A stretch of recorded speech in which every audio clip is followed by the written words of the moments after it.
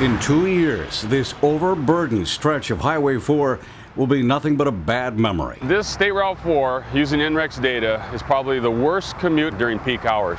It happened because this area became one of the fastest growing populated areas in the entire United States. Because they built many homes out here over the years, but the highway system, the transportation system, wasn't adapted, modified to accommodate all that growth.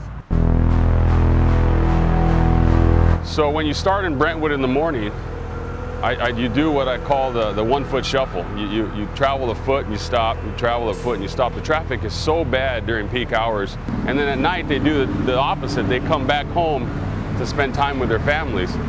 And so it's a very difficult commute every single day. For the last 20 years, something like 15% of all the new housing in the Bay Area, the 4th largest metropolitan area of the United States, were built out here in eastern Contra Costa County.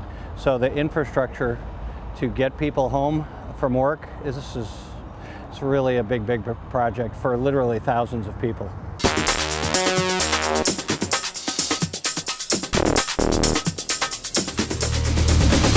Commuters are now experiencing one of the biggest transportation improvement projects in the nation, spearheaded by the Contra Costa Transportation Authority. That's the beauty of what we're doing out here is we'll widen Highway 4 from 4 lanes to 8 lanes, but we'll also extend BART so the commuter will have options. They can choose to take BART all the way into San Francisco if they would like, or they can get in their vehicle and they can drive. So the combined project plus the bypass, what we invested in the bypass, is about $1.3 billion. The money comes from several funding sources. There's very few projects, unlike Sand Creek here behind me. This project was funded out of Proposition 1B, Corridor Mobility Improvement Account dollars. So it's one funding source. The design for this project was paid for by Measure C. And so if you look at the project, it's a compilation of federal, state, and local funding. When I go grocery shopping on the weekends, everyone's, how soon, when's it going to get finished? With all the construction going on out here, it is rather massive in scale.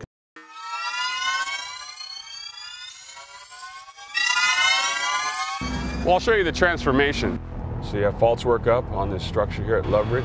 This is probably the most complex staging and bridge work package, construction package, and this was the first one that was advertised and awarded. Very complicated. You build a half a structure, you're raising the profile, you're lifting the roadway up, you're dropping the ramps down, the elevation down.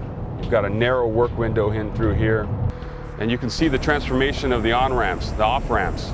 More efficient, more predictable, nice long, orderly kind of on-ramps and off-ramps.